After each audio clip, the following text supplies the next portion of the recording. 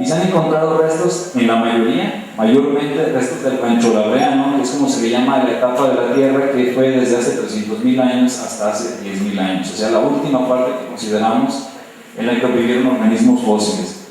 Entonces, es una mezcla un poco rara lo que se puede encontrar en el fondo del lago. Existen algunos sedimentos biogeocénicos, incluso en la parte de arriba donde está Chapala, le llaman los puntitos que aparecen ahí, formación Chapala. Ese tipo de sedimentos corresponderían al Plioceno, el cambio del Plioceno y el Pleistoceno. Entonces, bueno, es probable que algunos restos del fondo del lago provengan de algunos de los lugares circundantes o que otros organismos hayan muerto justamente en el lago. Creemos que el caso del cocodrilo que encontramos murió justamente en el lago. Se encontraba en posición anatómica, lo que significa que no existió una separación de los restos, cada uno de los huesos se encontraron en la posición que lo tenía en vida.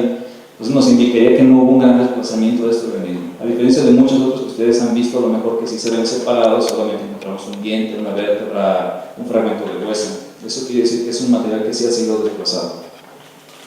La siguiente, por favor. ¿No hay dudas de eso, perdón? Historia de los hallazgos. Aquí en la imagen tenemos el ingeniero Federico Solórzano, que es la persona que fundó el Museo de Paleontología de donde provenimos nosotros. Lo ponemos a él no porque sea el fundador de nuestro museo, sino porque fue de las primeras personas, no que hayan buscado o que hayan encontrado fósiles en la región. Seguramente esto ocurrió desde hace muchísimo más tiempo. Sin embargo, en la década de los 50 del siglo pasado, el ingeniero Solórzano fue de las primeras personas que empezaron a buscar sistemáticamente fósiles, que tuvo el tiempo de hacerlo, los recursos para hacerlo, y que empezó a formar una colección. Empezó a formar una colección muy importante de fósiles de Chapala y de otras regiones del estado de Jalisco, y él además tuvo interacción con investigadores de Estados Unidos y de otros países con los cuales empezaron a hacer trabajos ya al respecto, o sea, publicar esa información, no solamente encontrar los restos como mucha gente hace, sino empezar a producir información. Si un fósil se encuentra y forma parte de que nos detiene la pata de una mesa o está de bonito o separador de libros en una repisa, no nos sirve de nada. Es muy bonito, pero no sirve de nada. Un fósil, el mayor valor que tiene es por esa información que nos puede dar. Entonces es muy importante que se conozca, que se encuentre, es muy importante que se conozcan aspectos adicionales de lo que tiene un organismo fósil. Entonces los descubrimientos se han dado importantes, sobre todo a partir de la actividad del ingeniero Solórzano, pero en la actualidad ha habido tiempos en los que no ha habido mucha producción, pero en la actualidad creo que sí hay ya un mayor trabajo paleontológico al respecto. La siguiente, por favor. Entonces, ¿qué tipos de fósiles se han encontrado en Chapala? En el grupo de los peces tenemos géneros o carpas en general como Alganceo y Uriria, tenemos este tipo de peces Moxostoma, Ictalurus, los bagres, el famoso pescado blanco. Más o menos esto es lo que se ha encontrado, no quiere decir que sea lo único en cuanto a peces. No voy a hablar muchísimo de ellos, porque bueno, a lo mejor incluso puede ser muy aburrido. Ustedes me dirán si tienen duda ya de alguno en especial. La siguiente, por favor. En cuanto a anfibios y reptiles, tenemos el género rana, que es el único anfibio como tal con claridad que se ha encontrado. Por supuesto que debe de haber muchísimos más. Solamente se ha encontrado el género rana, se ha encontrado este tipo de tortugas como Terrapene, Equinosternon, Pseudemis, el cocodrilo típico, y dos tipos de serpientes, una venenosa y otra una culebra inofensiva, digamos. Es lo que ya hasta ahorita ya reconocido oficialmente.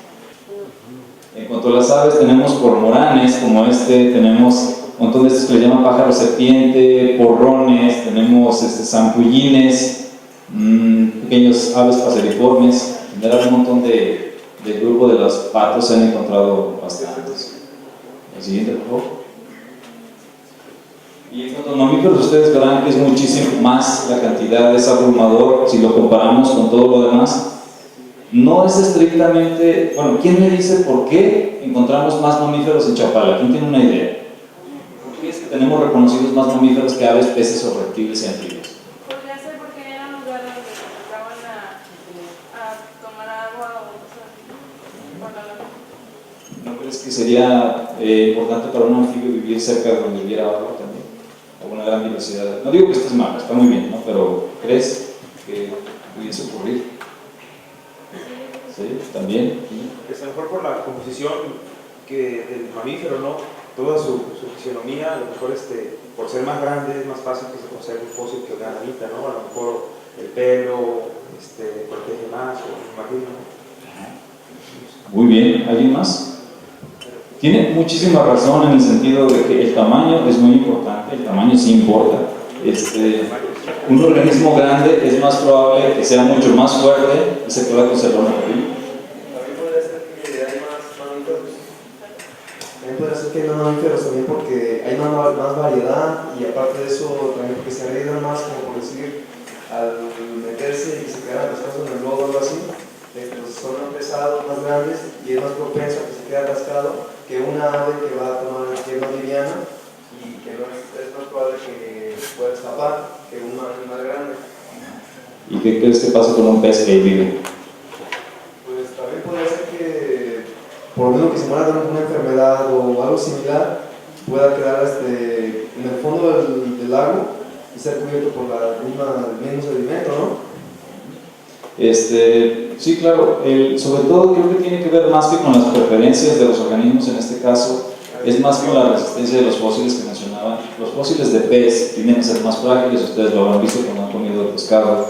Los fósiles de rana son muy frágiles también, los fósiles de ave incluso son huecos, son muy difíciles que se conserven.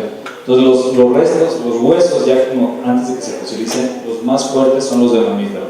Entonces tienden a tener una mayor facilidad para la conservación. Y además de ello es que también hay un sesgo en cuanto a la investigación. La mayoría de nosotros preferimos estudiar mamíferos a veces que estudiar aves o reptiles o peces. Son dos asuntos, un asunto muy natural y un asunto muy social. Es también la predilección de los investigadores que han trabajado sobre todo, en primer lugar, vertebrados, porque no son los únicos fósiles que hay, y en segundo lugar que preferimos los mamíferos sobre todo, a veces, no todos.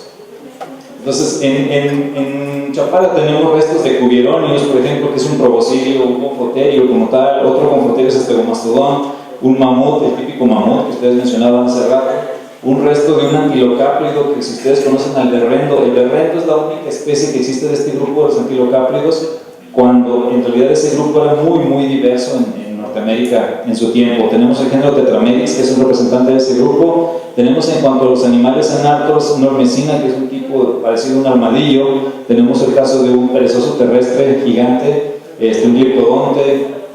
Por allá tenemos otros tipos de perezosos terrestres. Tenemos capibaras, camellos, cánidos como un lobo, por ejemplo, coyotes. Incluso también ha habido evidencia de canis dios, que es el ejemplar que parece un lobo más grande que el lobo actual del Pleistoceno. Tenemos bisontes, pecaríes, caballos, tireides de sable y una cantidad también algo significativa de roedores. Ahí también mencionaban que ustedes tienen fósiles de roedores. Entonces, bueno, voy a explicar algunos de ellos nada más, de los más interesantes en cuanto a que tal vez sea lo que ustedes más van a encontrar, ¿no? Que sean más interesantes en general comparado con todo lo demás. Entonces, a lo mejor ustedes van a encontrar evidencia de esto, que son unas defensas. Las defensas son lo que normalmente les llaman colmillos. Ustedes pueden ver una diferencia, existen las defensas que son retorcidas y pueden ver que corre por ahí una banda negra longitudinalmente en la defensa. Esa defensa corresponde al género Cubierones, que es un tipo de gonfoterio, un animal que es básicamente un elefante con ciertas diferencias en los molares sobre todo. Como ven arriba está una imagen, no reconstrucción.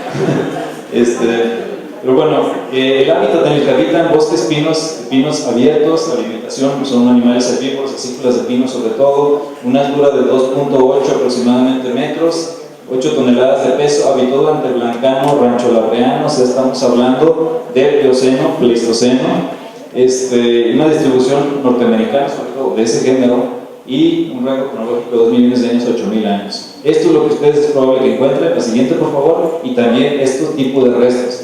Yo por ahí vi una fotografía en una página de internet de ustedes, de aquí de la universidad, donde se ven diferentes fotografías y ángulos de un molar, de un gonfoterio, no sé, me imagino. Entonces, hay diferentes fotografías de ese fragmento de fósil. Estaríamos hablando de la mitad de un molar de gonfoterio. Habría que revisarlo muy bien para saber si ya pertenece al género Stegomastodon, al género Cubieronios o incluso a otro más antiguo que puede ser Rhincotherium, Gonfotherium o de otros. Sin embargo, esa es la forma típica de un molar de gonfoterio, es la forma típica de una mandíbula de un animal como estos. La siguiente, por favor. El género Stegomastodon que mencionaba, si ustedes ven, los molares son básicamente muy parecidos, hay una diferencia muy específica, pero bueno, no tendría caso hablar de cada diferencia anatómica ahorita. Si se da la posibilidad de que haya un taller un poco más extendido y ustedes estén interesados en ello, podremos ya empezar a diferenciar ya organismos ya de manera más clara.